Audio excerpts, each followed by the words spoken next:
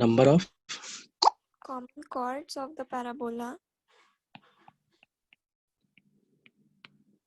Number of common chords of the parabola. उसके बाद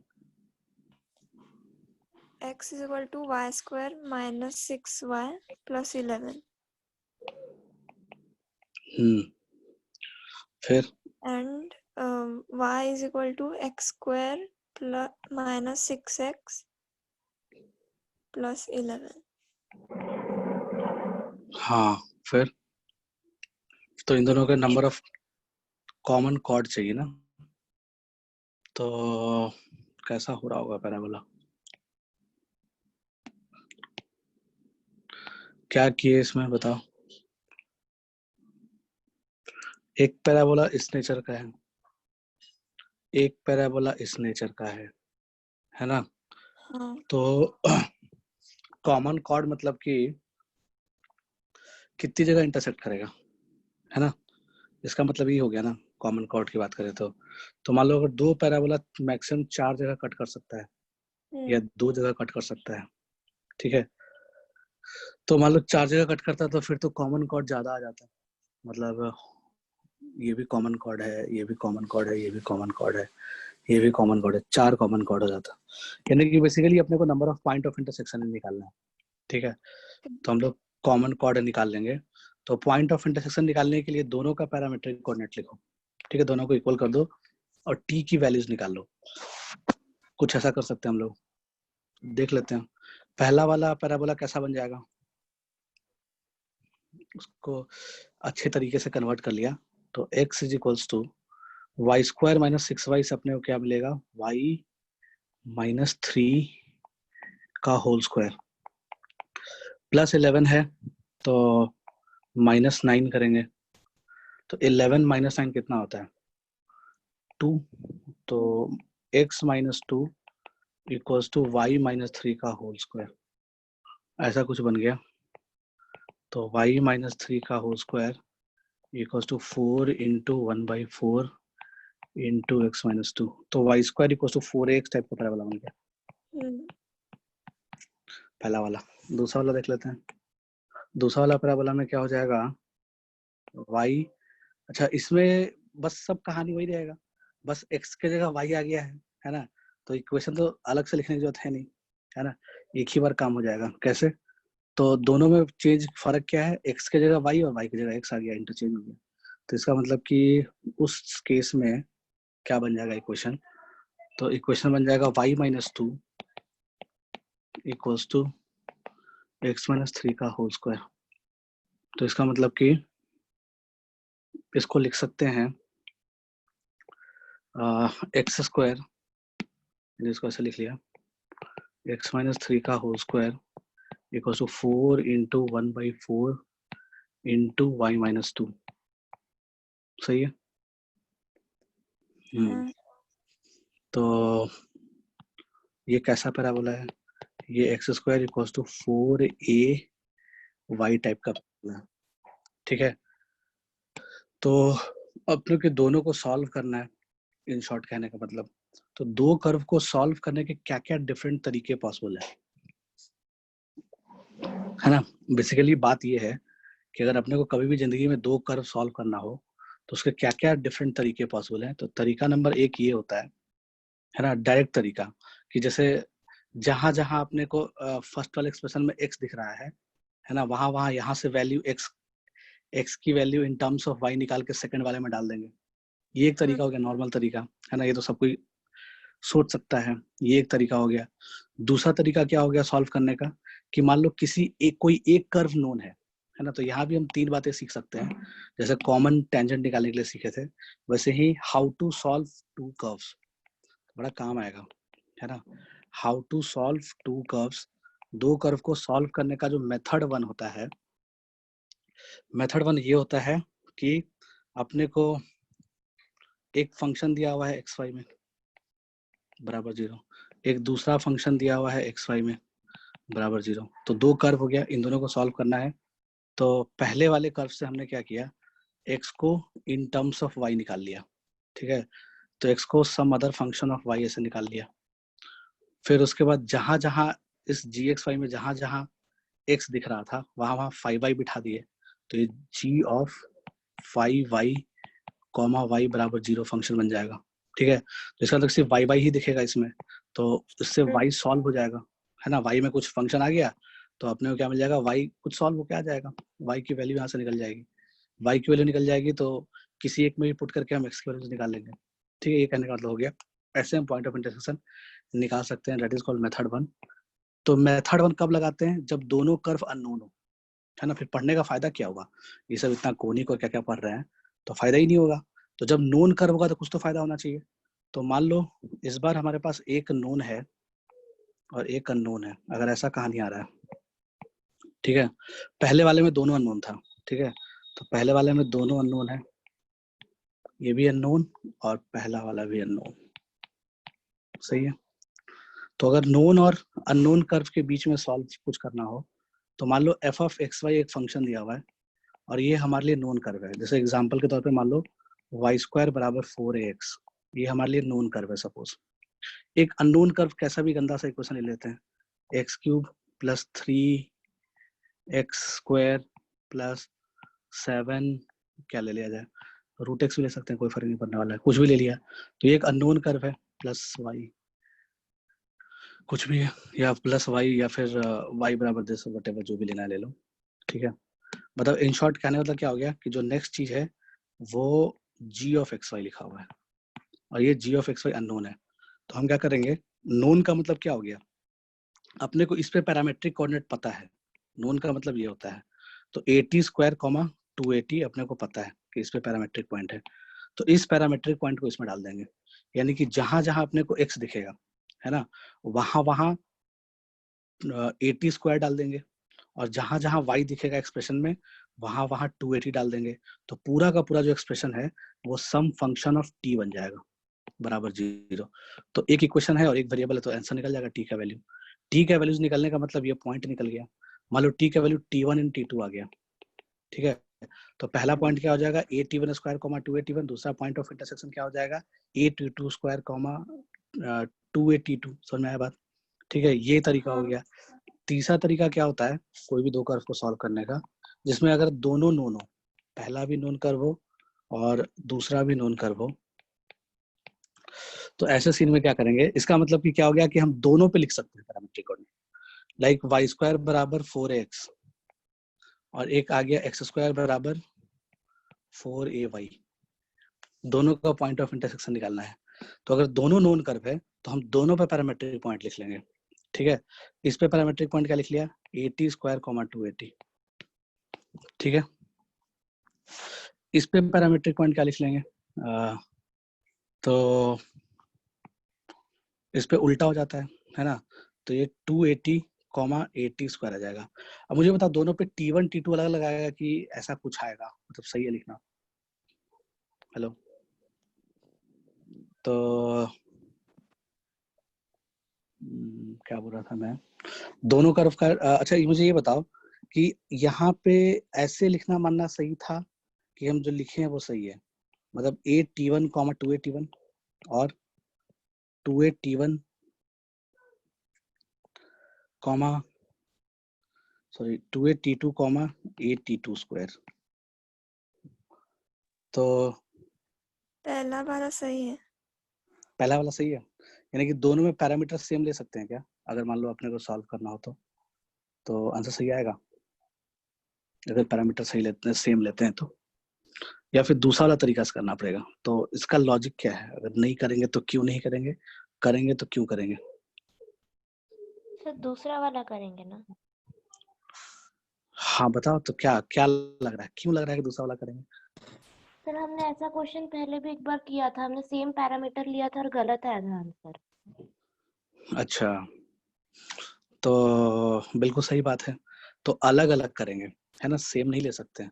same लेने का मतलब दोनों के लिए पैरामीटर सेम हो गया, मतलब इन शॉर्ट कहने का मतलब ये मान लो कि दो पैराबोला है सपोज ऐसा, और इसका पॉइंट ऑफ इंटरसेक्शन मान लो P है, तो P को अगर तुम ब्लू वाले पैराबोला के नजरिए से देखो, है ना, तो ब्लू वाले पैराबोला के नजरिए से देखा जाए तो P का पैरामीटर T1 होगा, बट अगर हम ब्लैक वाले पैराबोला के नजरिए से देखें तो पॉइंट P का पैरामीटर T2 होगा।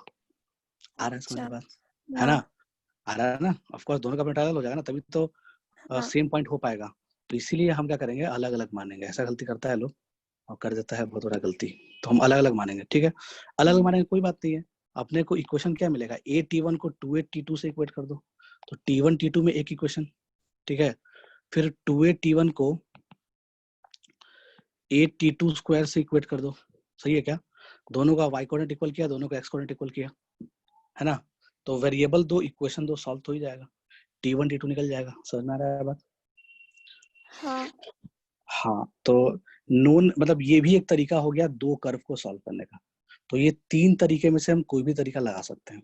ठीक है, तो अब जो क्वेश्चन हमारा था, क्वेश्चन में दोनों का अगर पॉइंट ऑफ इंटरसेक्शन निकालना है दोनों का, ठीक है, तो पॉइंट ऑफ इंटरसेक्शन निकालने के लिए पहले वाले पे पैरामेट्रिक पॉइंट क्या आएगा और दूसरे वाले पे पैरामेट्रिक पॉइंट क्या आएगा, दोनों को इक्वेट करो।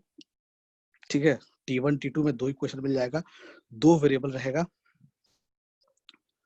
काम हो जाना चाहिए आई होप।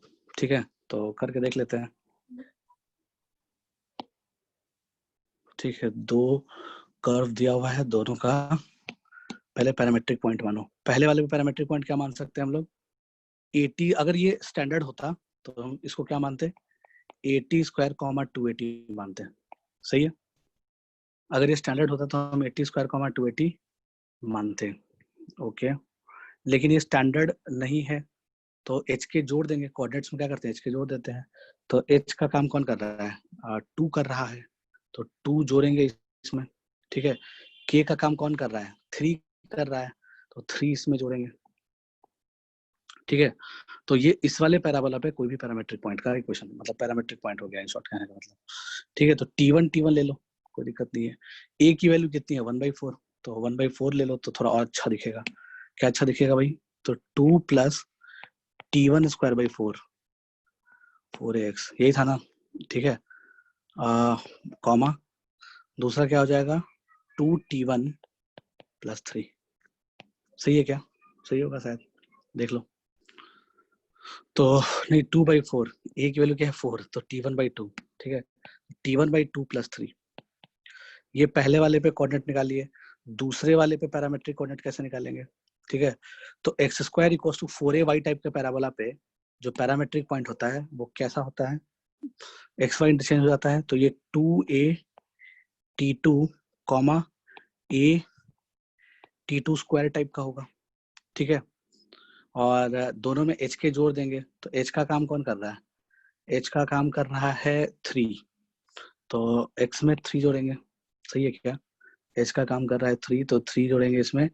k का काम कौन कर रहा है, माइनस मतलब 2, तो इसमें 2 जोड़ेंगे। ठीक है, तो इस पे पैरामेट्रिक पॉइंट ये हो गया। a का वैल्यू डाल दो, तो a का वैल्यू डालने के बाद जो अपने को पॉइंट मिलेगा वो मिल जाएगा 3 प्लस 2/4, यानी कि t2/4, सॉरी t2/2। देख लो, a की वैल्यू 1/4 है, तो 3 प्लस t2/2 कॉमा कॉमा क्या हो गया, a t2 स्क्वायर, यानी कि डिवाइड बाई 4, तो t2 square divided by 4 plus 2, +2। ऐसा कुछ आ गया। ठीक है, दो इक्वेशन दो वेरिएबल, है ना? तो हम लोग सॉल्व कर सकते हैं। तो इसका मतलब कि इन दोनों को इक्वेट कर दो, इन दोनों को इक्वेट कर दो। ठीक है, तो हमने कर दिया t1 square by 4 plus 2 equals to t2/2 plus 3। ये इक्वेशन नंबर 1 हो गया। इक्वेशन नंबर 2 क्या हो जाएगा, t1/2 plus 3 equals to t2 square by 4 plus 2। ठीक है, तो अब अपने को इन दोनों को सॉल्व करना होगा। सॉल्व कर यानी कि अपने को तो t की वैल्यूज पता करनी है, तो किसी एक से दूसरे में डाल देते हैं, है ना? t2 की वैल्यू उठाते हैं यहाँ से और इसमें डालेंगे, तो पावर कोई बाई क्वाड्रेटिक टाइप का चीज बन जाएगा। ठीक है, बनाना ही पड़ेगा, और कोई ऑप्शन नहीं है अपने को, और उसके बाद ही बता पाएंगे नंबर ऑफ कॉमन कॉर्ड क्या आना चाहिए। ठीक है, तो कर लो भाई, कोई दिक्कत नहीं है। तो पहले इसको थोड़ा सिंपल बनाया जाए। इसको सॉल्व करने के लिए यही क्वेश्चन आगे लिखना पड़ेगा सेम टू सेम। चलो लिख लेते हैं। क्या था, t1 स्क्वायर बाई 4 कहाँ ये वाला साइड में, हाँ। t1 स्क्वायर बाई 4 और ये 2 और 3 मिलकर क्या बन जाएगा, 3 minus 2 will be equals to 1, ठीक है। तो t1 square by 4 equals to t2 by 2 plus t2 by 2 is equals to क्या था t1 square by 4 equals to t2 by 2 और 3 minus 2 will be equals to 1। तो ऐसा लिख लिया t1 square by 4 equals to t2 by 2 plus 1, ठीक है। पहला इक्वेशन तो ये हो गया। तो ओके, सेकंड इक्वेशन क्या है, t1 बाई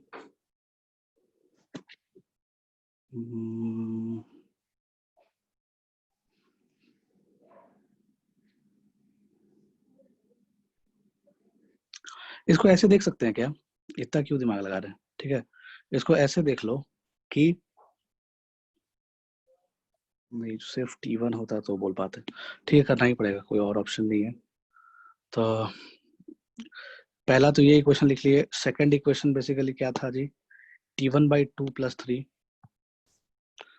तो t1 by 2 plus 3 is equals to t2 square by 4 plus 2, t2 square by 4 plus 2, सही है।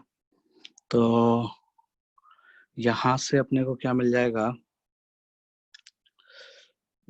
t1 स्क्वायर की वैल्यू यूज नहीं हो रही है, तो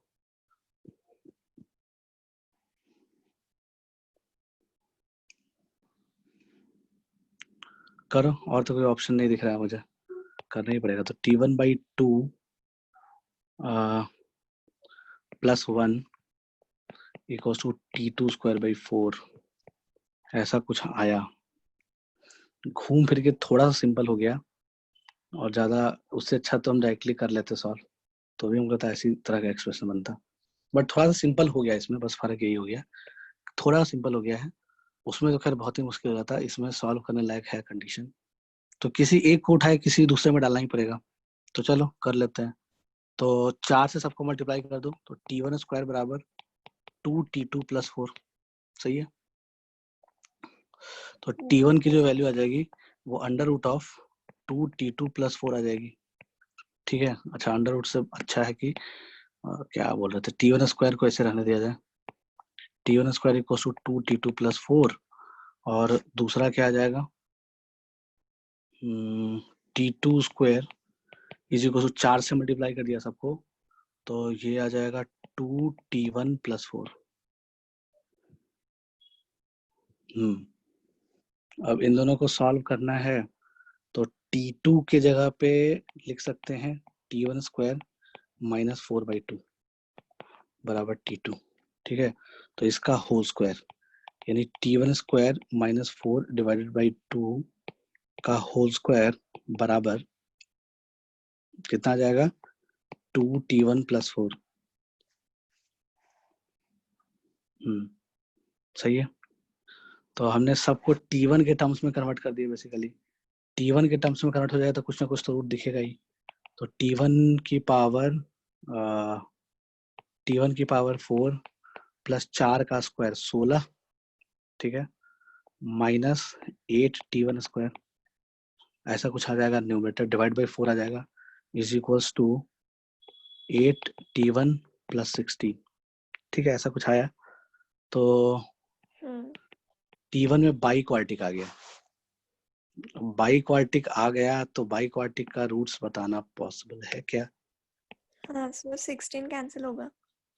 16 कैंसिल होगा, हाँ, तो बिल्कुल बताना पॉसिबल है, तब तो हो गया क्वेश्चन। तो t1 raise to 4 minus 8 t1 square minus 8 t1 equals to 0, ठीक है। तो इसमें पूरे में से t1 कॉमन ले लेंगे, तो t1 का whole cube minus 8 t1 minus 8 equals to 0, ऐसा कुछ आ गया, ठीक है। तो एक तो t1 की वैल्यू 0 आ गई, t1 की वैल्यू 0 आ गया, तो पॉइंट कौन सा निकल गया, 0,0, ठीक है। तो 0,0 पे कट कर रहा है दोनों, शायद नहीं, 0,0 नहीं, 0,0 नहीं, वो 3, जो भी आ गया, एक पॉइंट आ गया t1 बराबर 0 के कारण, एक पॉइंट आ गया। और इसका रूट कितना होगा ये निकालना है, तो इस क्यूबिक का रूट अपने को पता करना पड़ेगा, इसके कितने रूट्स होंगे।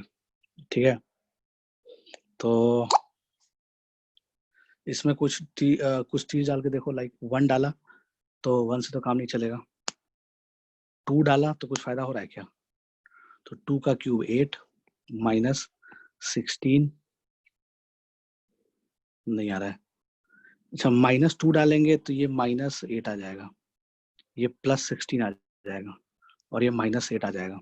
ठीक है, तो 0 हो रहा है ना, तो इसका मतलब कि ये -2 डाले थे तो t+2, t1+2 भी एक फैक्टर आ गया, तो एक वैल्यू आ गया t1 का -2। ठीक है, फिर एक क्वाड्रेटिक मिल जाएगा, क्वाड्रेटिक क्या मिल जाएगा, t1 स्क्वायर,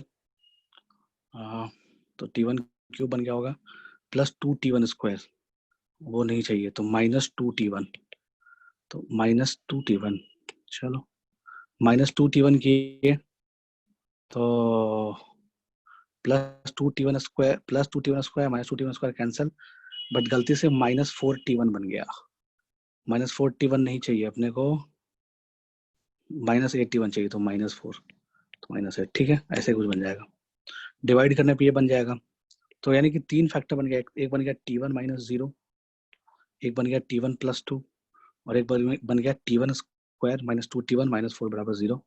2 रूट तो निकल गया, अब ये क्वाड्रेटिक है, अब ये क्वाड्रेटिक सिंप्लीफाई, मतलब इसके रूट्स तो बता ही सकते हो डिस्क्रिमिनेंट निकाल के, तो डिस्क्रिमिनेंट इसका निकाल लिया, d बराबर b² -4ac, यानी कि 4,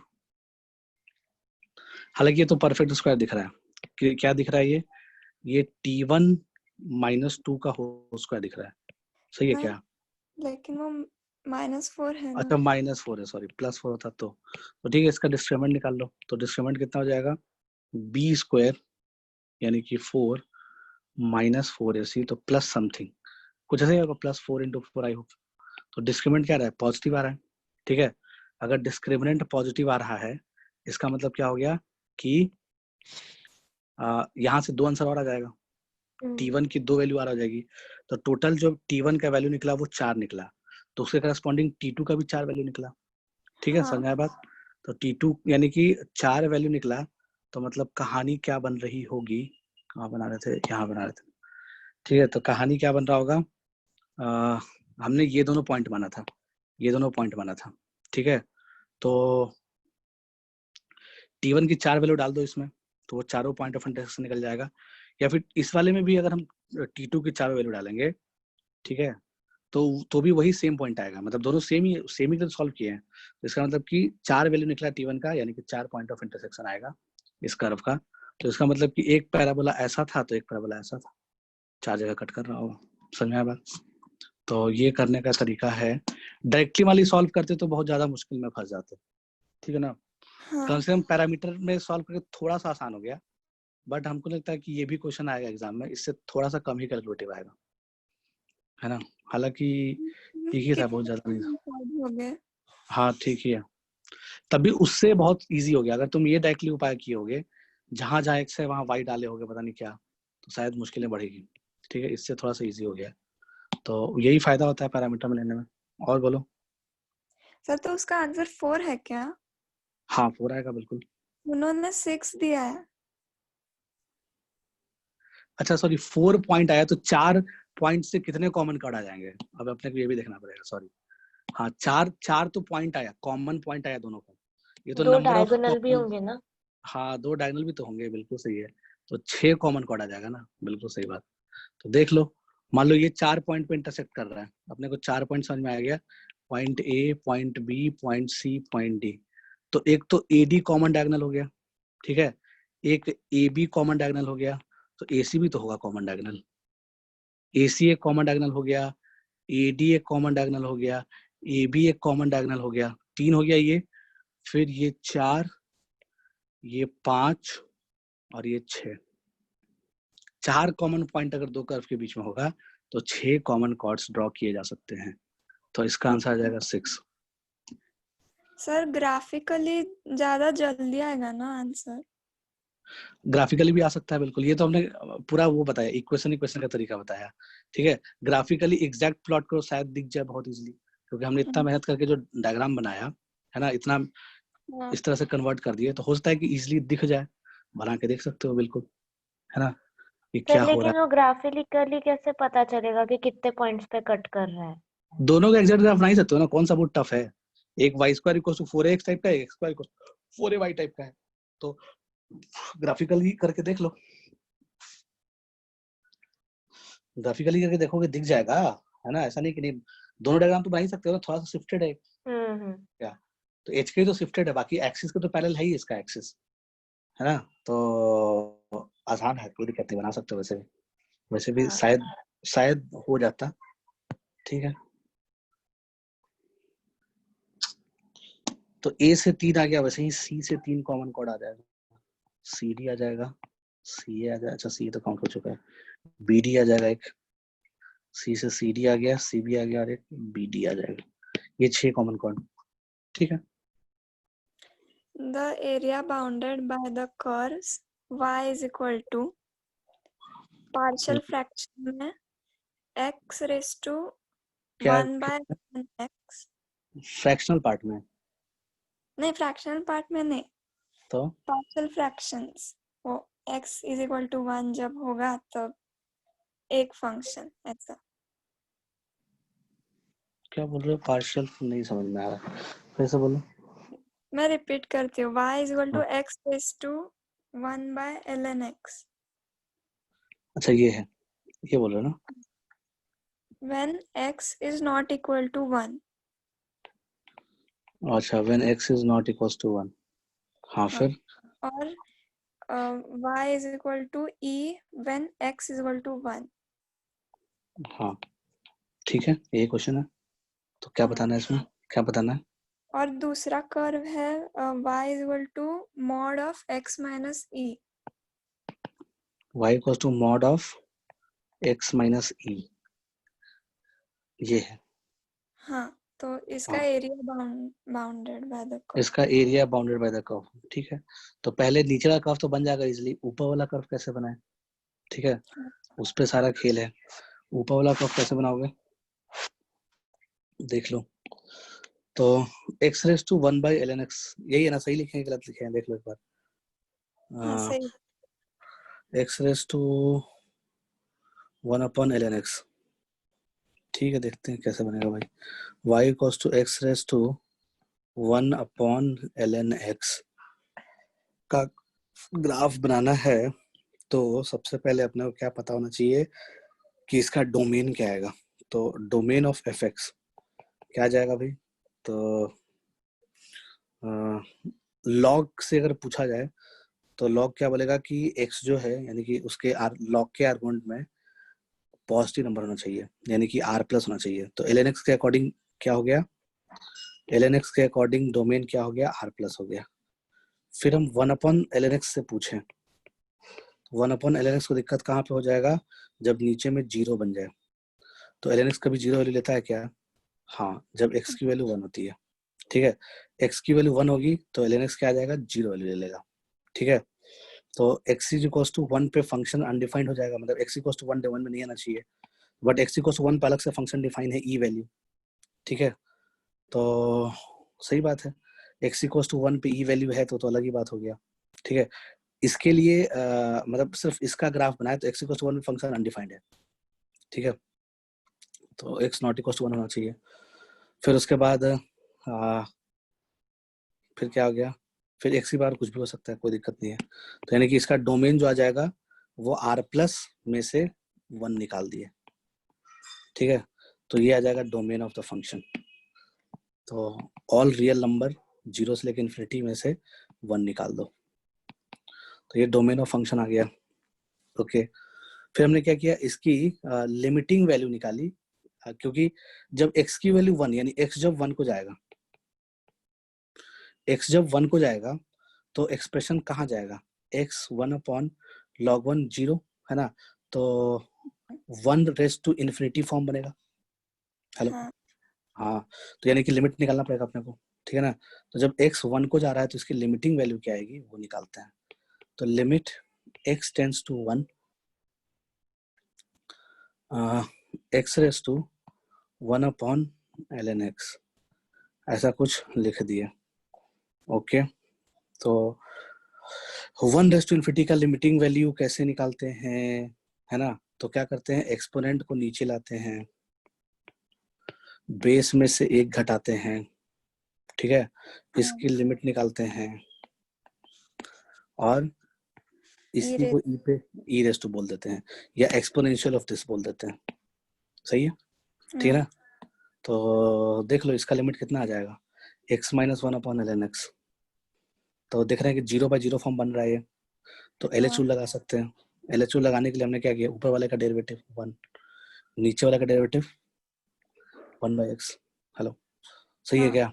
तो x की वैल्यू डालने पे क्या आ गया, 1 आ गया, 1 आया ना, बिल्कुल सही बात है, 1 आ गया। तो ये e रेज टू 1 आ गया, तो यानी कि e आ गया, है ना? तो लिमिटिंग वैल्यू क्या है फंक्शन की, 1 पे e, और एग्जैक्ट 1 पे वैल्यू क्या है e, तो 1 पे कॉन्टिन्यूअस है फंक्शन। समझ में आया बात? ठीक है, इतना कुछ करके हमने क्या निकाला, इतना कुछ करके निकाला कि इसकी जो लिमिटिंग वैल्यू है वो e है, ठीक है, और वैसे भी e ही है, कोई दिक्कत नहीं, तो कॉन्टिन्यूअस हो गया, कोई दिक्कत नहीं है। 1 पे निकाल लिए, फिर उसके बाद इसका डेरिवेटिव निकालेंगे, ठीक है। अब ये कर्व अपना रास्ता कहाँ कहाँ मुड़ रहा होगा, क्या क्या हो रहा होगा कहानी, तो 0 से लेकर इन्फिनिटी तक जा रहा है, कहने का मतलब, ठीक है, 0 से लेकर इन्फिनिटी तक इसका ग्राफ बना सकते हैं। तो इन्फिनिटी पे वैल्यू क्या लेगा, ठीक है, अगर x इन्फिनिटी हो जाएगा तो आंसर क्या आना चाहिए वो देख लेते हैं। तो x जब इन्फिनिटी हो जाएगा तो infinity raise to 1 upon ln x, तो लॉग इन्फिनिटी क्या होता है, इन्फिनिटी होता है ना, 1 अपॉन इन्फिनिटी टाइप का 0 हो गया, तो इन्फिनिटी रेज टू 0, फिर इनडिटरमिनेट फॉर्म आ गया ना, तो इनडिटरमिनेट फॉर्म आ गया, तो इसको फिर से निकालना पड़ेगा, यानी कि फिर से लिमिट ही निकालना पड़ेगा, डायरेक्ट वाले तो निकल नहीं रहा है, तो लिमिट निकाल लेते हैं जब x इन्फिनिटी हो जाता है, ठीक है। तो limit x approaches to infinity x raise to 1 upon ln x, ऐसा कुछ लिख लिया, ठीक है। अब x जो है वो इन्फिनिटी को जा रहा है, तो ये फॉर्म बन रहा है इन्फिनिटी की पावर 0, तो इन्फिनिटी की पावर 0 इनडिटरमिनेट फॉर्म होता है, बिल्कुल होता है, ठीक है ना। तो उसके लिए इन्फिनिटी की पावर 0 टाइप के क्वेश्चनों को सॉल्व करने के लिए क्या करते हैं, दुनिया के किसी भी नंबर k को हम एक्सपोनेंशियल फॉर्म में लिख सकते हैं, e raise to ln k, ऐसे लिख सकते हैं, ठीक है। तो अगर हम इस पूरे नंबर को k बोल दें, इस पूरे नंबर को k बोल दें, तो इसको एक्सपोनेंशियल फॉर्म में कैसे लिखेंगे, तो limit x approaches to infinity, exponential form में लिखोगे e raise to ln k, ठीक है। तो e raise to ln of x की पावर 1 अपॉन ln x, ठीक है, समझ में आ रहा है बात, ऐसे कुछ हो रहा होगा। तो x पे पावर में है, पावर बाहर आएगा, तो कितना आ जाएगा, limit x tends to infinity e raise to ln x by ln x, क्या आ जाएगा, ln x by ln x। समझ में आ रहा है बात? हेलो, है ना? हाँ सही है, if I am not wrong. Exponential form में लिखे तो e raise to ln k, और ये बाहर आया तो ये 1 आ गया, कैंसिल होकर कुछ भी कह सकते हो, तो आंसर कितना आ गया, e आ गया, इन शॉर्ट कह सकते हैं, ठीक है ना। तो इन्फिनिटी पे भी फंक्शन की वैल्यू क्या e ही है, और 1 पे भी फंक्शन की वैल्यू e ही है, कोई दिक्कत नहीं है, ठीक है। अब एक बार इसका डेरिवेटिव 0 करना पड़ेगा, तो फंक्शन रास्ता कहाँ मोड़ रहा है ये समझ में आ जाएगा, यानी कि ग्राफ जो है वो 0 से लेकर के इन्फिनिटी के बीच में बनेगा, y equals to e line बना लिया, ठीक है, y equals to e line बना लिया, इन्फिनिटी पे फंक्शन की वैल्यू क्या आ रही है, e आ रही है ना, इन्फिनिटी पे e को अप्रोच कर रहा है, मतलब लाइक ऐसा, मतलब x जब इन्फिनिटी जाए तो y जो है वो e को अप्रोच कर रहा है, ऐसा कुछ हो रहा होगा। एग्जैक्टली x इक्वल्स टू 1 पे फंक्शन वैल्यू कितनी आ रही है, e आ रही है, ठीक है, x इक्वल्स टू 1 पे फंक्शन की वैल्यू e आ रही है, तो ये पॉइंट उस पर लाई कर रहा होगा, ठीक है। अब हो सकता है कि ऐसे जाके ऐसे मुड़ा होगा, अपने को एग्जैक्ट नहीं पता, वो पता करने के लिए डिफरेंशिएट करेंगे, ठीक है, मे बी ऐसा हो रहा होगा। और क्या बोल रहे थे हम, अभी तो अपने को आइडिया नहीं है, 0 पे भी निकाल सकते हैं, 0 प्लस पे, तो जब x की वैल्यू 0 प्लस लेंगे तो फॉर्म कैसा बनेगा, ठीक है। अगर हम x की वैल्यू 0 प्लस लेते हैं तो कैसा फॉर्म बनेगा, 0 प्लस की पावर 1 अपॉन ln 0 प्लस। तो ln 0 प्लस की वैल्यू कितनी होती है, ln 0 प्लस मतलब 0 प्लस में माइनस वैल्यू लेता है, सही है क्या। ln 0 प्लस पे फंक्शन क्या वैल्यू, क्या बोल रहे थे यार, हाँ सेम तरीके से हम वैल्यू निकालेंगे 0 प्लस के लिए भी सेम चीज का वैल्यू, क्योंकि 0 प्लस में भी इंडिटरमिनेट फॉर्म बन रहा है। तो जब x की वैल्यू 0 प्लस होगी तो 0 plus raise to 1 upon ln 0 plus, और ln 0 प्लस माइनस इनफिनिटी होता है, तो 1 अपॉन माइनस इनफिनिटी 0 प्लस की पावर कुछ 0 माइनस टाइप का चीज आ जाएगा, यानी कि 0 अप्रोचिंग की पावर 0 अप्रोचिंग हो जाएगा। तो ये भी एक इंडिटरमिनेट फॉर्म है ना। ये 0 पे क्या वैल्यू लेगा, है ना, वो पता करने के लिए अपने को लिमिट निकालना पड़ेगा। ठीक है, 0 पे, तो फिर 0 पे लिमिट निकालेंगे।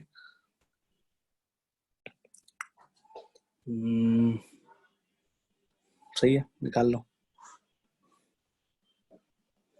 निकाल ही लिया जाए। 0 पे लिमिट निकालोगे तो क्या मिलेगा, limit x tends to 0 plus, same ही तरीके से काम करेंगे, है ना। तो फिर से वही यही काम करेंगे, फिर से यही काम करेंगे, ध्यान से देखना। ठीक है, क्योंकि 0 प्लस के लिए भी क्या करेंगे, किसी भी नंबर को एक्सपेंसिव फॉर्म में लिख सकते हैं, लिख लिया, बस इन्फिनिटी की जगह पे 0 आ जाएगा x, है ना। फिर उसके बाद ये यहाँ आएगा, तो बस कहानी क्या बन जाएगा, limit x tends to 0 plus e raise to ln x by ln x, ऐसे कुछ बनेगा। तो इस पे वैल्यू क्या आ रहा है, ई ही आ रहा है। हेलो, इस पे वैल्यू क्या आ रहा है, ई ही आ रहा है, सही है ना, if I am not wrong. क्योंकि x 0 प्लस हो जाएगा, सारा काम तो सेम ही करेंगे, लिमिट को अंदर भेज देंगे, तो log upon log x cancel होगा, 0 प्लस पे बिल्कुल हो जाएगा। ठीक है, सही है। तो इस पे भी वैल्यू ई ही आएगा, तो 0 पे वैल्यू ई ही आ रहा है, 0 पे वैल्यू ई ही आ रहा है, 1 पे भी वैल्यू ई ही आ रहा है, इन्फिनिटी पे भी ई ही आ रहा है। ठीक है ना, ओके। तो डेरिवेटिव निकालना पड़ेगा, तो कुछ आइडिया मिल जाएगा। अच्छा, मॉड ऑफ x माइनस सी का ग्राफ कैसा बनेगा, मॉड ऑफ x माइनस सी का ग्राफ, तो e पे इसका वर्टेक्स आ जाएगा, तो e पे ये वैल्यू 0 ले रहा होगा, y की वैल्यू, यानी कि ये यहाँ से ऐसे कट कर रहा है ना, यानी x की वैल्यू जब 0 रखेंगे तो y की वैल्यू कितनी आ जाएगी, e आ जाएगी। ठीक है, और 1 से आगे होता है ना e यहाँ कहीं होगा, यहाँ कहीं आएगा, तो ऐसे, सॉरी अच्छा नहीं बन रहा है, बस समझ लो, थोड़ा 1 को पीछे बना देते हैं, मतलब कहानी कुछ ऐसा बन रहा होगा, 1 यहाँ पे है, 1 से थोड़ा सा आगे ई होता है, सॉरी क्या बोले थे जी, हाँ अपने को उस कर्व पे 3 पॉइंट मिल रहा है, ये 3 पॉइंट मिल रहा है। ठीक है, फिर अपने को y equals to mod of x minus e है, तो mod of x minus e जो है ये तो 1 हो गया, ई यहाँ कहीं आ रहा होगा, थोड़ा सा आगे 1 के थोड़ा सा आगे ई आ रहा होगा, तो यहाँ से इसको ज्वाइन करेंगे, फिर ये ऐसे जाएगा। ठीक है, तो ये ग्राफ हो गया y equals to mod of x minus e का। ठीक है, तो दोनों के बीच का एरिया पूछा था, क्या बोल रहा है कि दोनों के बीच का एरिया बताओ। हेलो, हाँ तो दोनों का एरिया बताओ, ये अपने को पूछ रहा है। तो इसका मतलब कि ऊपर कौन आएगा ग्राफ, ऊपर में आएगा ये वाला ग्राफ, है ना, ये वाला ग्राफ आएगा ऊपर में, नीचे में ये आएगा। अपने को थोड़ा सा तो आइडिया लग ही गया, डिफरेंशिएट करने की जरूरत नहीं पड़ रही है, आई होप सो, है ना। कैसा भी अपने को तो एरिया से मतलब है, तो कैसा भी हो, इसके ऊपर ऊपर ही रह रहा है, मे भी नीचे भी जा रहा हो तो फिर तो गड़बड़ हो जाएगा, तो उसके लिए डिफरेंशिएट करके चेक करना पड़ेगा। इसका डेरिवेटिव जो है, एक बार देख लिया जाए इसका डेरिवेटिव क्या आएगा, और डेरिवेटिव को 0 से इक्वेट करो तो कंफर्म ही हो जाएगा, ग्राफ हमेशा ऊपर है, तो उसी में से इसको घटाएंगे। ठीक है, और कैसे कैसे घटाएंगे, तो फिर ई तक अलग कहानी चलेगी, ठीक है, ई के आगे अलग कहानी चलेगी, कुछ ऐसा आई होप सो बन रहा होगा ग्राफ। एक आइडिया बस कम है, तो हम लोग इंटीग्रेट कहाँ से कहाँ तक करेंगे। क्वेश्चन में क्या बोल रहा है कि दोनों के बीच का एरिया चाहिए, तो दोनों इंटरसेक्ट, पहला इंटरसेक्शन पॉइंट तो मिल गया ये वाला, दूसरा इंटरसेक्शन पॉइंट ढूंढना है कर्व का और इसका। तो वो ये वाला लाइन इंटरसेक्ट कर रहा होगा कहीं ना कहीं। ठीक है, इस लाइन का क्वेश्चन क्या हो जाएगा, y equals to x minus e, तो y equals to x minus e के साथ सॉल्व करेंगे किसको, कर्व को। ठीक है, तो यहाँ सॉल्व करके देख लिया, एक्स माइनस, वो तो हिट एंड ट्रायल से ही होगा, एक्स माइनस ई बराबर एक्स, क्या बोल रहे थे, हाँ 1/ln x। ये कहीं कट कर रहा होगा तो पॉइंट ऑफ इंटरसेक्शन निकालना पड़ जाएगा अपने को। x की वैल्यू 1 डालेंगे तो कुछ फायदा नहीं होने वाला सर है। वो horizontal line y is equal to e है ना, तो फिर वो सब्स्टिट्यूट कर देंगे तो x सर 2e वो आ पॉइंट जाएगा। है ना, वो 2e पे कट करेगा। हाँ 2e। 2e पे कट करेगा दोनों, कहाँ पे, कौन सा कट करेगा 2e पे? वो ब्लैक वाला जो है ना, सेकंड वाला स्लोप, हाँ वो हाँ ब्लू हाँ, वाले के साथ 2e पे कट करेगा। नहीं तो ब्लू वाले से मतलब नहीं है ना, अपने को क्या पता कर्व कैसा है। हाँ ये थोड़े ना कांस्टेंट फंक्शन है, हमको क्या पता है कांस्टेंट फंक्शन है। हम तो सिर्फ 3 पॉइंट निकाले उस पे, है ना। 0 प्लस पे वैल्यू ई आया, ठीक है, फिर उसके बाद 1 पे भी वैल्यू ई आया, तो हो सकता है कि ग्राफ ऐसा हो रहा हो, है ना, फिर ऐसे जाके ऐसे हो गया हो, मे बी। समझ में आ रहा बात? ये तो हम अंदाजा लगा रहे हैं, तो कट तो इधर कहीं कर रहा होगा ना, इससे तो अपने को मतलब ही नहीं है। समझ में आया बात? उससे तो मतलब ही नहीं है। तो डिफरेंशिएट किए बिना काम नहीं चलेगा, तो कर लो डिफरेंशिएट, ताकि कंफर्म पता चल जाए। और मे बी एक कंडीशन ऐसा बचता है कि ग्राफ नीचे आ जाए, ऐसे चला जाए, तो फिर तो ऊपर में आ जाएगा, दिस माइनस दिस का इंटीग्रेशन निकालना होगा। और तो कोई चीज नहीं है। ठीक है, जब इतना कर ही लिए तो ग्राफ बनाने के लिए डिफरेंशिएट कर ही लो इसको। तो y बराबर क्या है, x raise to 1/ln x, ठीक है। अपने को चाहिए इसका डिफरेंशिएशन, तो दोनों साइड चाहो तो लॉग ले सकते हो, तो ln y बराबर 1/ln x into x, sorry क्या बोल रहे हैं, लॉग लेना तो ln x आ जाएगा। दोनों साइड लॉग ले लिया तो ln y बराबर 1/ln x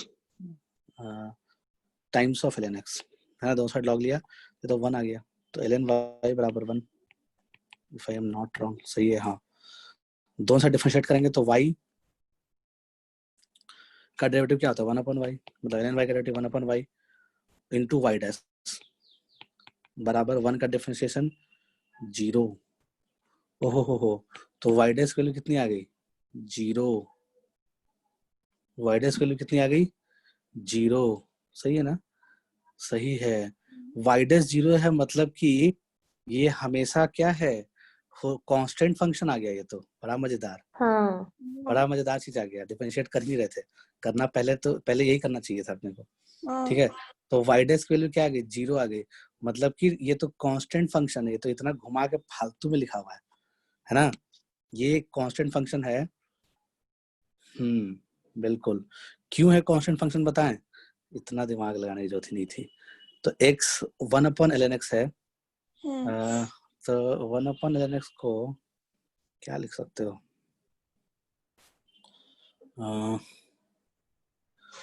ln e/ln x, ऐसा लिख सकते हैं क्या, ln e/ln x, शायद यही लिखा हुआ है, if I am not wrong. अच्छा, तो x ln x ln e/ln x को बेस चेंजिंग थ्योरम से लॉग बेस में x ले लिया, आर्गुमेंट में e ले लिया, ऐसा लिख सकते हैं। हेलो, हाँ, तो ये दोनों गायब, तो वैल्यू कितना आ गया, e। तो y बराबर e लिखा हुआ है, इतना मेहनत क्यों कर रहे थे फालतू में, ठीक है। ये एक्चुअली में क्या लिखा हुआ है, y बराबर e है, समझ आया बात। ये e लिखा हुआ है, e को स्टाइल से लिख दिया इसने, और x इक्वल्स टू 1 पे अनडिफाइंड है, तो x इक्वल्स टू 1 पे भी, यानी कि एक्चुअली में फंक्शन ये दिया हुआ है, y बराबर e for x not equals to 1, और जब x की वैल्यू 1 है तो भी e। इसका मतलब कि हर जगह y equals to e line ही बनेगा। तो इसका मतलब कि अब इसका जो कर्व है, पूरा आइडिया लग गया अपने को। क्या पूरा आइडिया लग गया कि ये जो कर्व है y बराबर x raise to 1/ln x, ये बेसिकली एक ऐसा लाइन है, y बराबर e लाइन है, ठीक है। और सिंपल सा क्या पूछ रहा है अपने को कि मॉड ऑफ क्या था जी, x minus, y equal to, हाँ, मॉड ऑफ x माइनस, यानी कि e पे से कट कर रहा है, तो इसका एरिया बता दो। तो बड़ा ही सिंपल क्वेश्चन हो गया, इसका एरिया अपने को बताना है। तो इसका एरिया कितना आ जाएगा देख लो, ई स्क्वायर आएगा। हाँ ई स्क्वायर आ रहा है क्या? तो ये लेंथ अपने ये 2 पे कट कर रहा है, कितना पे कट कर रहा था निकाले था? 2e पे। ये 2e पे कट कर रहा है, बिल्कुल सही है। तो ये 2e हो गया, तो ये बेस हो गया 2e लेंथ का, हाइट हो गया e लेंथ का, ठीक है। तो half into base 2e into height e, 2 से 2 कैंसल, आंसर आ जाएगा e स्क्वायर। तो एरिया अंडर द कर्व क्या आ जाएगा? e स्क्वायर आ जाएगा, ठीक है।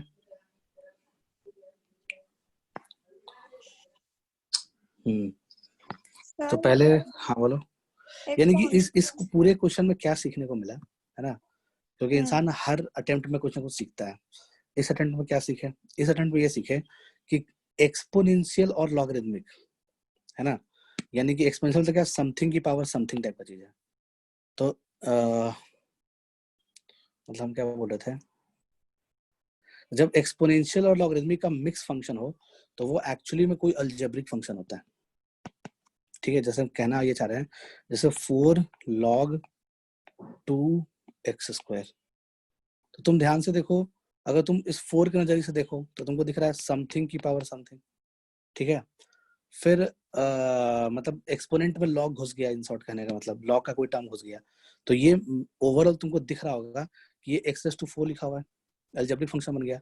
तो एक्सपोनेंशियल और लॉगरिथमिक जब इन का कंपोजिट फंक्शन होता है, यानी कि मतलब समथिंग की पावर समथिंग है और इस या नीचे लॉग है, कोई दिक्कत नहीं है, बट उसके पावर में ई आ गया, यानी एक्सपोनेंशियल फंक्शन आ गया। लाइक जैसे log ऑफ 2 बेस में 2 है और 2 की पावर x² + 3।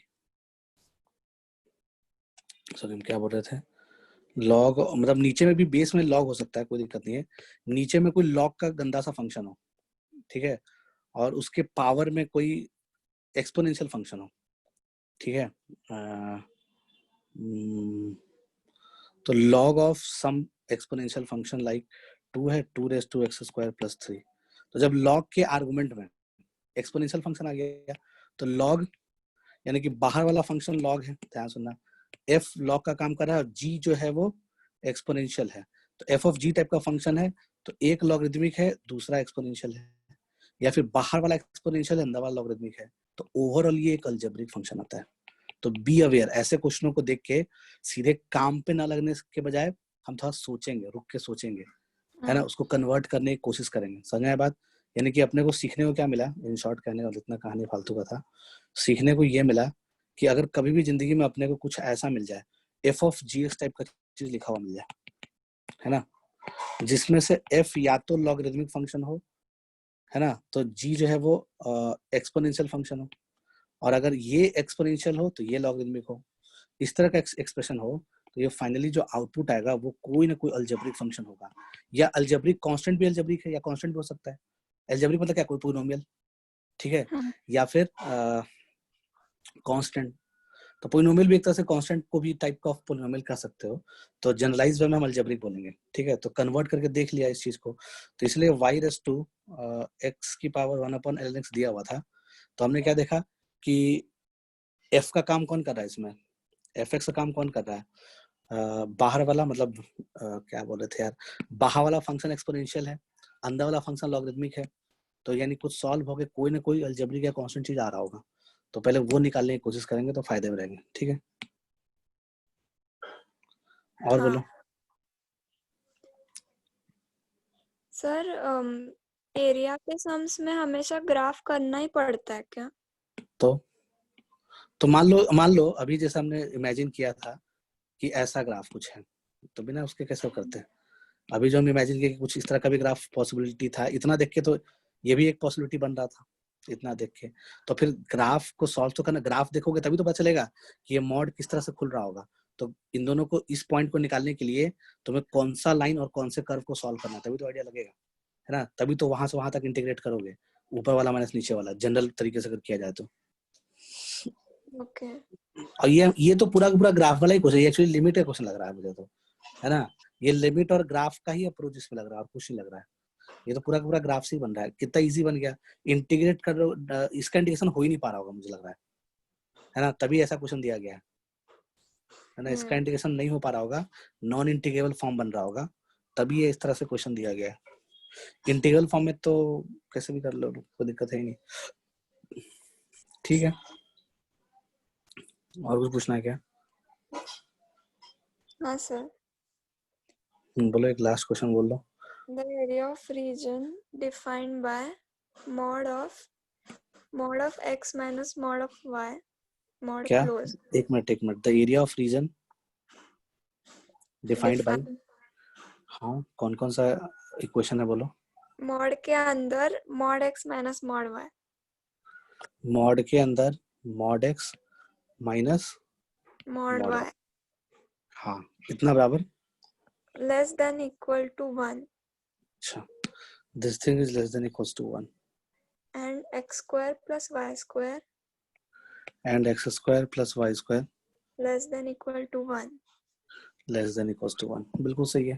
तो दोनों का ग्राफ बनाओ, area bounded by the region निकाल लो। यही है ना, बोला कि हाँ। दोनों रीजन का अपने को area bounded by the curve चाहिए।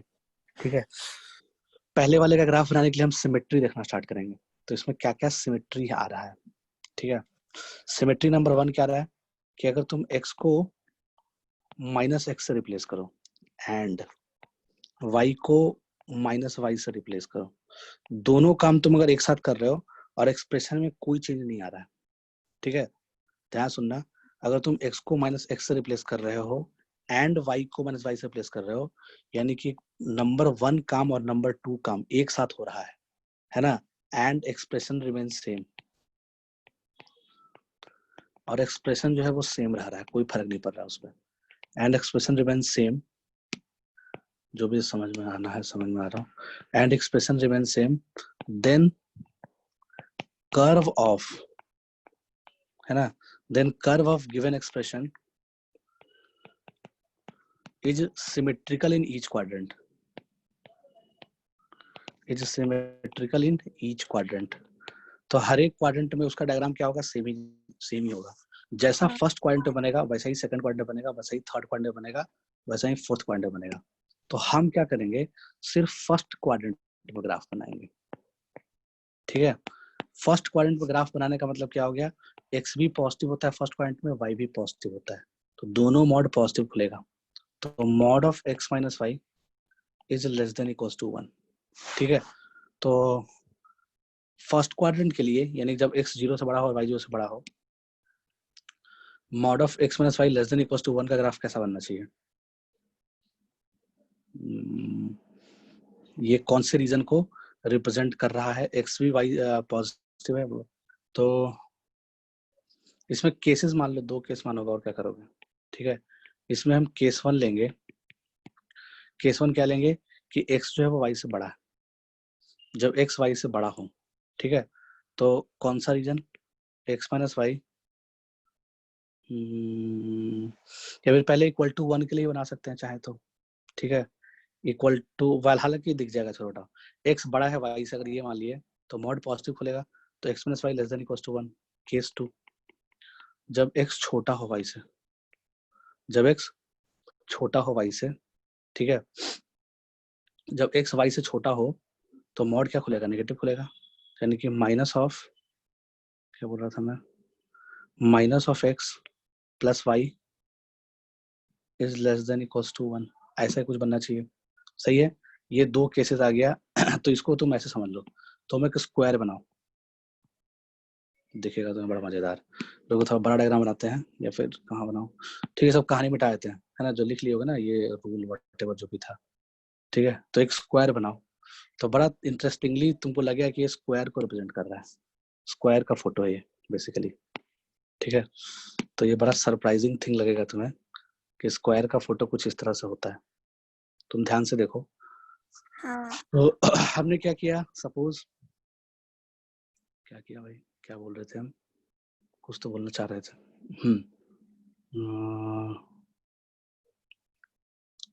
स्क्वायर है, स्क्वायर का कुछ रीजन, स्क्वायर से आइडिया लगेगा अपने को। तो 1 1 लाइन बना लो सारा, y बराबर -1 लाइन, y बराबर +1 लाइन, ठीक है, x बराबर -1 लाइन, और ये x बराबर +1 लाइन। ठीक है, ऐसा 4 लाइन बन गया। तो मुझे बताओ ऐसा कौन कौन सा रीजन होगा जिसमें x बड़ा होगा y से? वो कौन सा रीजन होगा जिसमें x बड़ा होगा y से? तो हमने एक लाइन बना लिया y बराबर x लाइन और y बराबर माइनस x लाइन, सपोज समझने के लिए, क्लियरिटी के लिए। तो अच्छा डायग्राम नहीं बनाया बट ठीक है, समझ लेना।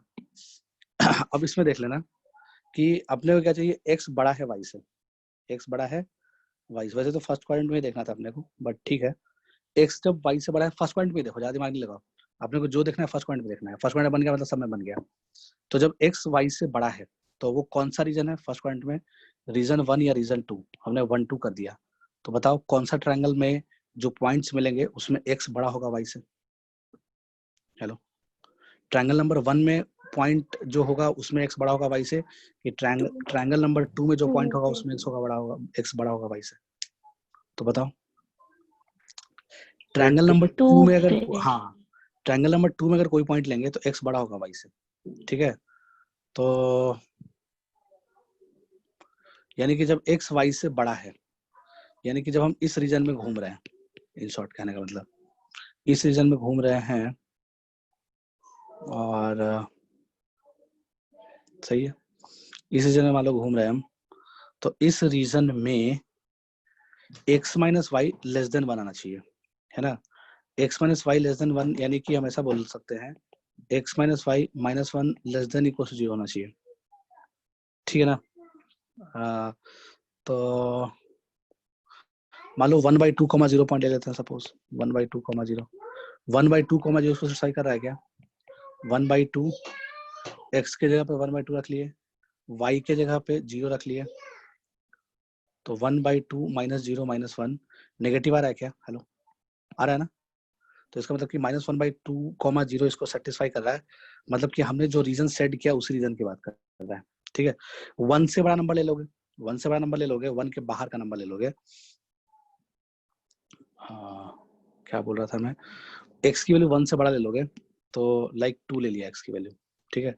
जब हम x की वैल्यू 2 ले लेंगे तो 2 0 ले लो सपोज, है ना। 2 0 सेटिस्फाई कर रहा है क्या इस इनइक्वालिटी को? देख लिया, तो 2 -0 -1, तो ये लेस देन 0 नहीं आया ना, गलत आ गया, ये स्टेटमेंट गलत आ गया, तो सेटिस्फाई नहीं कर रहा है।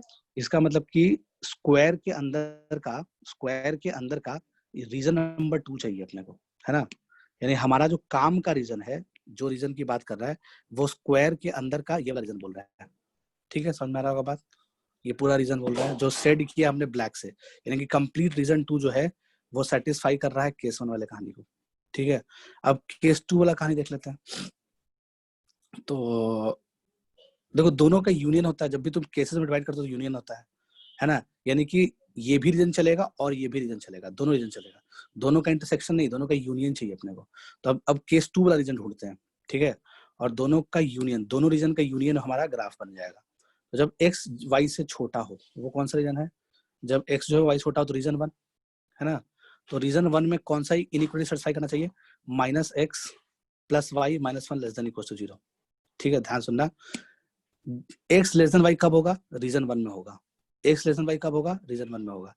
तो रीजन 1 में कौन सा इनइक्वालिटी सेटिस्फाई करना चाहिए? ये सेटिस्फाई करना चाहिए। तो हम देख लिया कि रीजन 1 में कौन कौन सा ऐसा पॉइंट है जो इस इनइक्वालिटी को सेटिस्फाई कर रहा है।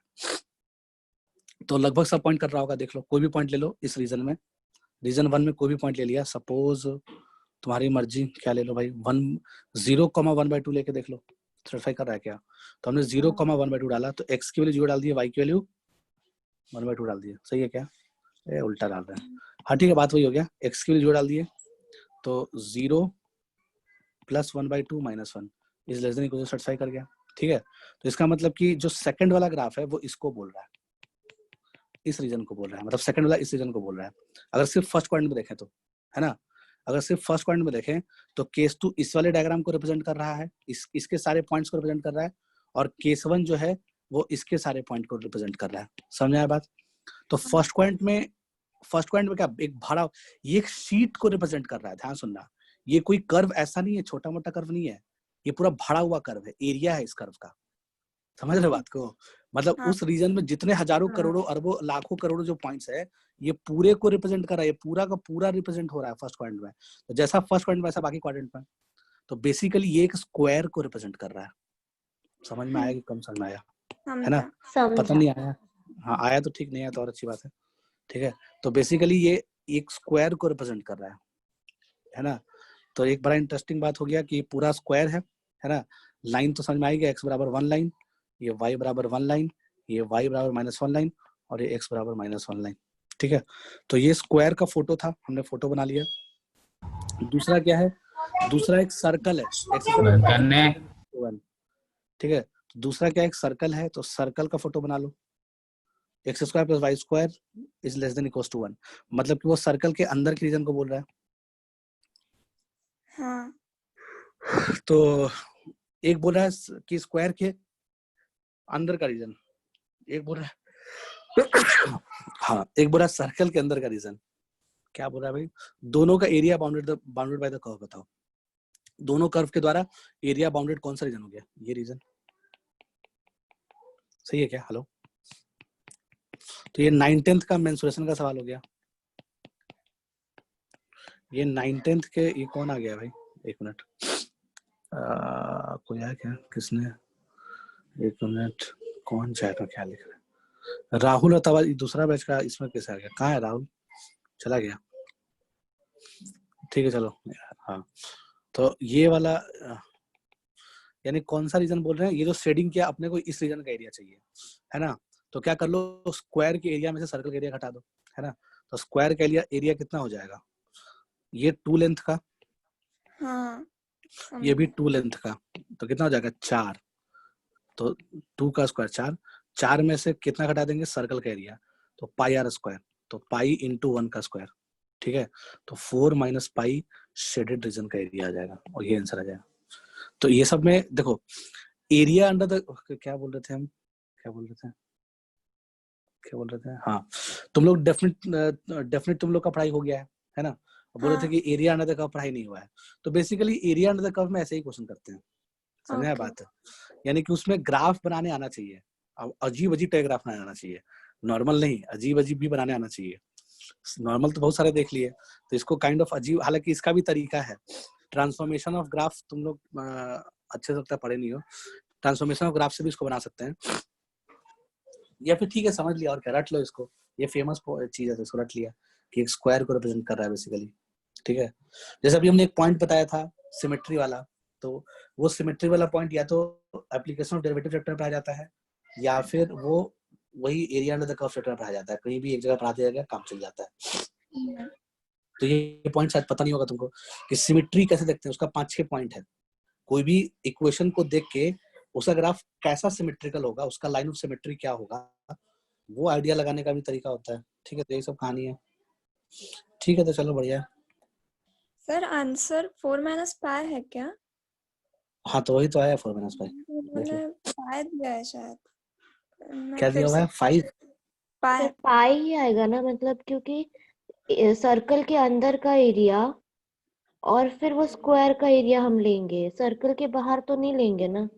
वो मुझे नहीं समझा। अरे बोला area bounded by the curve, question यानी तुम ढंग से नहीं बताए हो।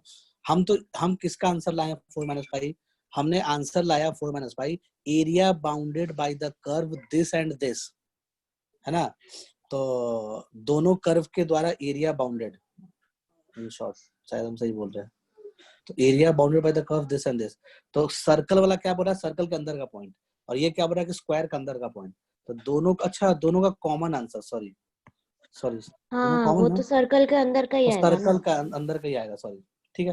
तो यानी कि अच्छा क्वेश्चन ऐसा होता है 4 - पाई, इन जनरल जो तुमको टेक्स्ट बुक में मिलना चाहिए वो ये मिलना चाहिए, तो खराब क्वेश्चन के अंदर का पूछ रहा है, तो पाई आंसर आ जाएगा, ठीक है, समझ गए, जो भी समझना समझ गए, बस बात खत्म, ठीक है। ठीक है सर, थैंक यू। ठीक है चलो बाय। बाकी लोगों को डाउट नहीं आता है क्या, बाकी लोग भी आना चाहिए, हेलो, ठीक है चलो bye. Bye sir. Bye sir. हाँ पैराबोला खत्म हो गया है, प्रैक्टिस कर लो जहाँ से करना है, ठीक है। हाँ तो बेस्ट बुक तो सिंगेज ही है, और भी कोई थैंक अच्छा मिले तो कर सकते हो, ठीक है, करो जहाँ से करना है, जो करना है, ठीक है चलो बाय।